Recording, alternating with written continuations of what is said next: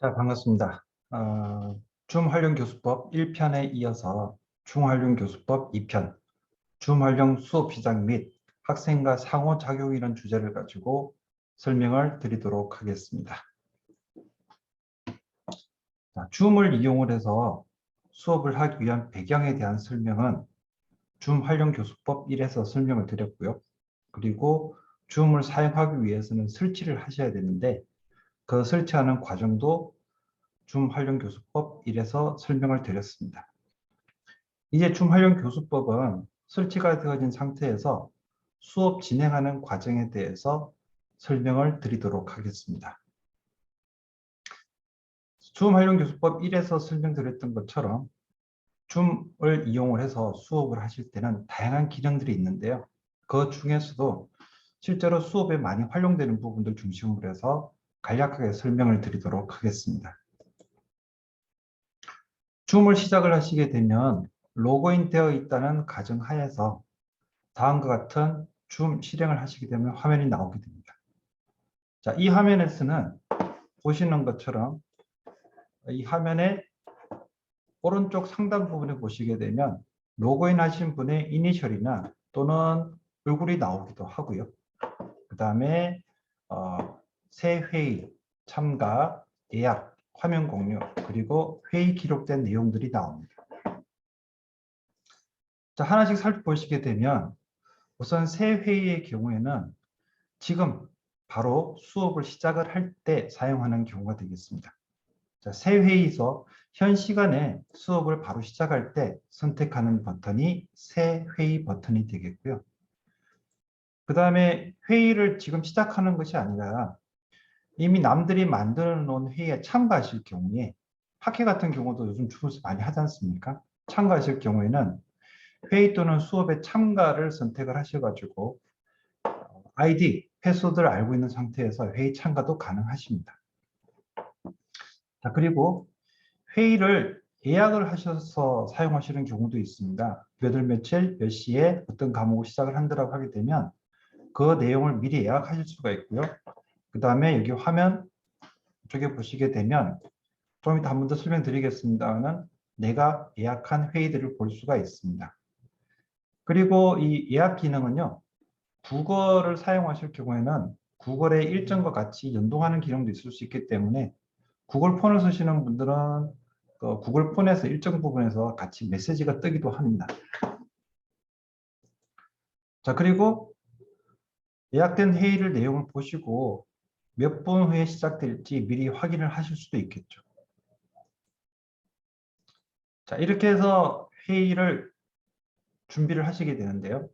여기에서 회의라는 것 자체는 결국 우리 교수님들 입장에서는 수업이라고 보시면 될 것 같습니다. 자, 이제 회의를 한번 시작을 해 보도록 하겠습니다. 결국 수업을 시작한다는 이야기죠. 자, 새 회의를 클릭을 하게 되면요. 자, 지금처럼 화면이 나오게 됩니다.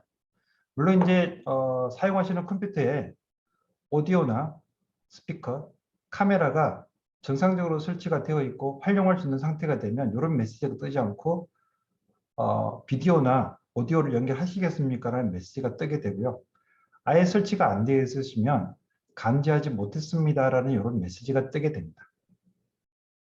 자, 어쨌든 처음 시작할 때 교수님들의 목소리나 얼굴을 같이 보면서 시작할 건지 아니면 처음 시작할 때는 내 얼굴이나 내 모습은 뜨지 않게 할 건지 여기서 선택하시면 되겠습니다. 자, 그리고 화면 시작을 하게 되면요. 지금 보신 것처럼 들어오시는 사람의 수에 따라서 이렇게 창이 계속해서 열리게 됩니다. 일단은 뭐 100명까지도 나오게 되는데요. 여기 화면에서 더 많은 인원이 나오지 않게 되면 다음 슬라이드 이런 형태로 해서 화면을 계속해서 볼 수가 있습니다. 자, 그리고 이제 시작된 이 화면에서 학습자들에게 이제 회의가 시작이 되었으니까 결국 수업이 시작이 되었으니까 이 시작된 수업에 학습자들 보고 들어오라고 이야기를 해야 되는데요. 인터넷상으로 학습자들이 들어오게 하기 위해서 일단은 제가 권유해 드리는 방법은요. 카카오톡, PC를 같이 쓰시면 좋을 것 같습니다. 자, 화면에 오른쪽 상단에 보시게 되면 방패 모양으로 생겨 있는 버튼이 하나 있는데요. 마우스를 올려놓으시게 되면 회의 정보라는 글자가 뜨게 됩니다. 이 회의 정보를 클릭을 하시게 되면 지금 보시는 것처럼 현재 진행하고 있는 회의실에 대한 정보가 나오게 되는데 여기에 회의 아이디가 있고요. 그 다음에 회의 암호가 있습니다. 회의 아이디를 알고 있고 회의 암호를 알고 있으면 이 회의를 개설했다라고 가정하게 되면 언제든지 들어올 수가 있습니다. 자, 그런데 이 암호가 있을 경우에는요. 들어올 수는 있지만 대기실에 들어오게 됩니다. 그리고 그 대기실에 들어온 학생을 교수님들이 참가를 허락을 해야만 강의실에 들어올 수가 있습니다. 그리고 학습자들에게 회의 아이디나 그 다음에 암호를 주더라도 잘 못 들어온다 싶으시면 여기 회의 링크 복사 버튼이 있습니다. 이 회의 링크 복사 버튼을 클릭을 하시게 되면 여기 위에 나와 있는 초대 링크가 나오게 돼요. 이 초대 링크를 카카오톡이나 문자로 전달하시게 되면 학습자들이 좀 더 수월하게 교수님들의 줌 강의실로 들어오게 될 겁니다. 자, 학습자들이 참가를 하게 되면 참가한 학생 수만큼 이렇게 창들이 계속 열리게 돼요. A라는 학생, B라는 학생, C라는 학생에서 얼굴들이 계속 열리겠죠. 그리고 그 학생들마다 이름, 그 다음에 마이크 사용, 그 다음에 비디오 사용과 관련된 정보들이 뜨게 될 거고요. 그 정보들을 교수님들의 수업 상황에 따라서 조절해 주시면 좋을 것 같습니다. 자, 그리고 학생들이 참가를 하시게 되면요. 아까 말씀드린 것처럼 대기실에 들어오게 되는데 대기실에 지금 여기 숫자 1이 나와 있는데요. 대기실의 학생 수가 점점 많아지게 되면 그 학생 수만큼 밑으로 나오게 되고 각각의 학생들에 대해서 수락 버튼을 클릭을 해주게 되면 이제 본격적으로 수업에 들어온다라고 보시면 될 것 같습니다. 만약에 학생이 들어왔는데 이 이름을 내가 잘 모르는 이름이다. 그리고 내 수업과는 관계없는 학생이다라고 판단이 될 경우에는 제거 버튼을 눌러줘 버리게 되면 그 친구는 이 수업에서 빠져나가게 됩니다. 그래서 나중에 학습자용 제가 설명을 드릴 때 추가로 설명을 드릴 텐데요. 학생들에게 여기 들어올 때 자기 이름을 학번이나 아니면 교수님들이 잘 인식할 수 있도록 출석부에 있는 이름을 정확하게 다 적어라 라고 권유하시면 상당히 좋을 것 같습니다. 자, 이번에는 강의 진행으로 들어가 보도록 하겠습니다. 강의 진행을 하시다 보면 교수님들의 목소리가 들어가지 말아야 할 경우도 있었고요. 그 다음에 말은 했는데 마이크가 잘 안 될 경우도 있습니다. 자, 그럴 경우는 우선 화면 하단 부분에 왼쪽 하단 부분에 있는 음소거 버튼을 클릭을 하시게 되면요. 지금 보시는 것처럼 이렇게 창이 뜨게 됩니다. 이 창에는 마이크를 어떤 걸 선택을 할 것인지 노트북을 쓰실 경우에는 마이크가 2개 이상 잡히는 경우도 있거든요. 그래서 마이크 선택하시는 부분이 있고요. 그 다음에 사용하시는 스피커는 어떻게 쓰실 건지 이어폰을 쓰실 수도 있고 시스템 자체에 달려있는 스피커를 쓸 수도 있고요. 설정을 하실 수가 있습니다. 여기에서 보시게 되면 음소거 버튼을 클릭을 하시게 되면 빨간 줄이 딱 생기면서 음소거가 되고요. 옆에 있는 요 꺽쇠를 클릭을 하시게 되면 이 메뉴가 나온다라고 보시면 되겠습니다. 자, 그리고 한 번 더 말씀드립니다만은 요 화면은 교수님들의 목소리를 넣을 건가 말 건가를 결정하는 건데 학생들도 학생 스스로의 화면에서 내 목소리를 넣을 건지 말 건지를 결정할 수가 있습니다. 자, 다음은 비디오가 되겠습니다. 교수님들의 얼굴 화면을 계속해서 보여주실 건지 아니면 중간에 잠시 교수님 얼굴을 안 보이게 할 것인지 하는 것들을 또 비디오 중지점 버튼을 사용할 수 있겠는데요. 비디오 중지 버튼을 딱 누르는 순간에 빨간 줄이 딱 꺼지면서 비디오가 나가지가 않습니다. 한 번 더 누르게 되면 이 빨간 줄이 사라지면서 교수님 얼굴이 다시 나올 수도 있겠죠. 그리고 지금 제가 강의하는 이 화면에서 뒷배경으로 우리 포항대학도 전경이 나오고 있는데요. 이 가상 배경이라고 하는데 이 가상 배경을 설정하고 싶으실 때는 옆에 나와 있는 이 꺽쇠 버튼을 사용하시면 되겠습니다. 자, 가상 배경을 사용하셔가지고 꺽쇠 버튼을 누르시게 되면 우선 카메라 형태들을 바꾸실 수가 있습니다. 혹시 카메라를 한 가지 이상 쓰실 경우에는 설정할 수가 있고요. 그 다음에 가상 배경의 경우에는 가상 배경 선택 기능, 그리고 비디오 필터라는 기능이 있는데 이 비디오 필터는 교수님들의 얼굴에다가 뭐 모자를 씌운다든지 마스크를 씌운다든지 조금 더 재미있게 꾸밀 수 있는 방법들이 들어가 있습니다. 다양한 방법으로 해서 비디오에 나가는 교수님들의 모습을 변경하실 수가 있고요. 학습자들도 이 가상 배경이나 비디오 필터를 이용을 해서 조금 더 재미있게 만들 수도 있을 것 같습니다. 자, 그리고는 이제 참가자를 관리하는 부분으로 넘어가 보겠습니다. 출석 확인하기 위해서 학생자 하나씩 부르는 방법도 있겠습니다만은 화면 중앙 하단 부분에 참가자 클릭이라는 부분을 선택을 하시게 되면요. 참가자 리스트가 화면 오른쪽에 나타나게 됩니다. 자, 이 참가자 리스트에는 각각 사람들의 이름이 나오게 되고요. 그 다음에 그 사람들 이름 뒷부분에 마이크 모양의 아이콘과 카메라 모양의 아이콘이 있습니다. 만약에 이 학생이 무언가 좀 말을 하는데 좀 시끄럽다라고 판단이 되시면 이 마이크를 딱 눌러버리게 되면 그 학생 목소리가 더 이상 나오질 않아요. 그리고 이 학생이 뭔가 액션을 취하는데 보기 안 좋다라고 하게 되면 카메라를 눌러버리게 되면 나오질 않습니다. 자, 그런데 만약에 이 학생의 목소리를 듣고 싶다라고 할 경우에는 채팅으로나 목소리로 요청할 수도 있겠지만 이 버튼을 클릭하시게 되면 음소거를 취소하시겠습니까? 라는 메시지가 상대방 학생들 컴퓨터에 나오게 됩니다. 학생들의 선택 사항에 따라서 목소리가 나오거나 카메라가 나오게 할 수도 있겠죠. 자, 그리고 이제 강의 진행을 하시다 보면 학습자가 다 들어왔고요. 이제 강의 진행 내용을 기록을 하셔야 될 겁니다. 화면의 하단 부분에 기록 버튼이 있고요. 이 기록 버튼을 클릭을 하시고 나면 기록 버튼이 기록 일시 중지나 중지 형태의 버튼으로 바뀌게 됩니다. 자, 이 기록 과정은 교수님들이 강의하시는 내용, 그 다음에 줌으로 보여지는 학생의 얼굴들이 기록이 되는데 단 하나 기록 안 되는 부분이 있습니다. 그 화면에 나오게 되는 학생들의 이름은 기록이 되지 않습니다.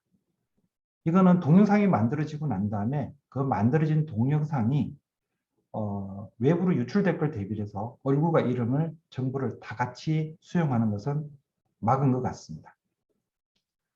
자, 물론 이제 강의 중간에 멈출 수도 있겠고요. 강의 전반의 내용을 다 녹화하시는 것도 가능합니다.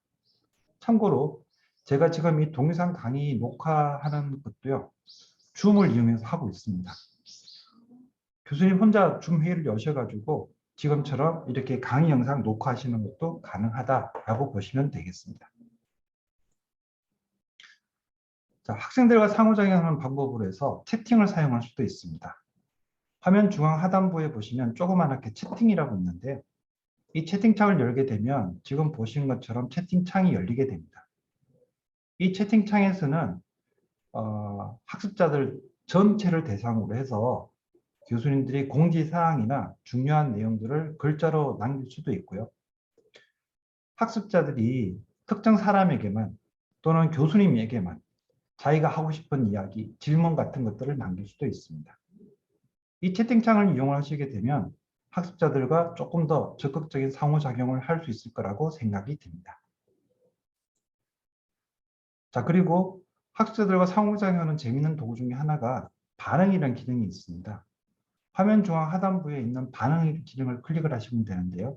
아이콘 형태로 표현이 됩니다. 이모티콘 형태로 해서 엄지손가락, 박수, 뭐 눈물 흘리는 거 하트 형태가 되는데 이런 것들을 선택을 하시게 되면 학습자들이 창에 겹쳐서 이 이모티콘들이 표현이 됩니다. 일정 시간 표현되고 사라지긴 하는데요. 학습자들에게 학습을 유도할 수 있는 그런 동기부여를 할 수 있는 도구라고 보시면 되겠습니다. 자, 그리고 교수님들이 이제 강의를 진행하시다 보면 파워포인트 자료를 공유하실 수도 있겠고 또는 동영상 등을 공유할 수도 있습니다. 자, 화면 중앙 하단부에 있는 화면 공유라는 버튼을 클릭을 하시게 되면 지금 보시는 것처럼 공유하려는 창 또는 앱 선택이라는 화면이 뜨게 됩니다. 자, 여기서 화면이라고 하는 것은 화면 1, 화면 2 같은 경우에는 듀얼 모니터를 쓰시는 분들 같은 경우에는 화면 1, 화면 2가 나오고요. 그 다음에 사용하시는 프로그램들, 파워포인트 화면도 그대로 뜨게 되고 카카오톡을 하고 있으면 카카오톡 화면도 이렇게 뜨게 됩니다. 이렇게 나타난 화면을 이용을 하셔가지고 이제 편집 작업도 가능하시겠죠. 여기서 선택하시게 되면요. 화면을 학생들과 같이 보거나 아니면은 파워포인트 또는 동영상 화면들을 같이 학생들과 공유를 하시면서 수업을 진행할 수가 있겠습니다. 자, 지금 화면이 파워포인트 화면을 공유한 상태가 되겠고요. 이 파워포인트 화면을 공유를 하시게 되면 파워포인트 화면이 나오게 되고 지금까지 소개해드렸던 메뉴들이 화면의 위쪽으로 이렇게 올라가게 됩니다. 그리고 공유 중지라는 부분이 나오는데요. 이거는 파워포인트 화면 공유가 끝났을 때 클릭을 하시게 되면 화면 공유가 중지가 됩니다. 그리고 학습자들이 수업을 듣고 있는지 아닌지 확인하기 위한 목적으로 해서 창이 옆에 이렇게 열리게 되는데요. 이 창은 밑으로만 해서 5명 내지 6명이 나온다 그러면 위에 보시게 되면 모드를 바꾸는 기능이 조그맣게 버튼들이 더 있습니다. 이 기능들을 이용해서 수업에 참가하고 있는 모든 학생들의 얼굴을 볼 수 있는 기능도 있고요. 그 다음에 한 명만, 발표자 한 명만 볼 수 있는 기능도 있습니다. 여기에서 중요한 단어 중에 하나가 호스팅이라는 기능인데요. 교수님들이 호스팅 하시면서 교수님 자료를 볼 수도 있겠지만 학습자들이 발표를 할 때는 학습자가 호스팅으로 넘겨줘서 발표할 수 있도록 할 수도 있겠습니다. 자, 이제 수업이 종료되시고 나면 화면 우측 하단에 있는 종료 버튼을 클릭을 하시게 되면 2개의 메뉴가 나오게 됩니다. 자, 여기에서 만약에 수업 현재 진행되고 있는 수업을 나만 빠져나오고 싶다 할 경우에는 회의 나가기만 선택을 하시면 되겠고요. 현재 진행하고 있는 수업 자체를 완전히 끝낸다라고 판단되실 경우에는 모두에 대해 회의 종료라고 보시면 되겠습니다. 수업이 끝났다는 것 자체가 모두에 대해 회의 종료란 뜻이죠. 이렇게 해서 클릭을 하시게 되면 수업 종료가 될 것입니다. 자, 수업 종료가 되고 나면요. 아까 제가 녹화 버튼 누른다고 말씀드렸지 않습니까? 녹화 버튼 눌러서 수업 종료가 딱 된 그 순간까지 녹화된 내용이 이제 컨버팅이라는 과정을 거쳐가지고 하나의 영상으로 해서 저장이 되게 됩니다. 이 저장되는 것은 교수님들이 사용하시는 컴퓨터 문서 폴더 안에 보시게 되면 줌이라는 폴더가 있고요. 이 줌이라는 폴더 안에 해당 날짜 모양의 폴더가 있습니다. 그리고 그 폴더 안에 동영상이 저장되어 있는데 그 동영상이 지금까지 진행했던 교수님의 강의 영상이라고 보시면 되겠습니다. 자, 그리고 지금 보시는 화면은 그렇게 해서 만들어진 영상들이 저장되어진 결과입니다. 앞에 보시게 되면 날짜 나와 있고요. 그 다음에 저장한 시간 나와 있고요. 그 이름들 이렇게 표현이 되어 있고요. 이 폴더를 열게 되면 각각 그날에 해당하는 동영상이 있다고 보시면 되겠습니다. 그리고 수업한 정비용으로 활용하시는 것도 가능하겠죠. 자, 지금까지 줌을 활용한 강의 방법에 대해서 설명을 드렸습니다. 간략히 설명을 드렸습니다만 혹시 추가적으로 문의사항이 있으실 경우에 보여지는 이메일이나 전화를 이용하시게 되면 저도 같이 또 공부하는 기회를 잡도록 하겠습니다. 지금까지 국방전자통신과 정승호 교수였습니다. 수고하셨습니다.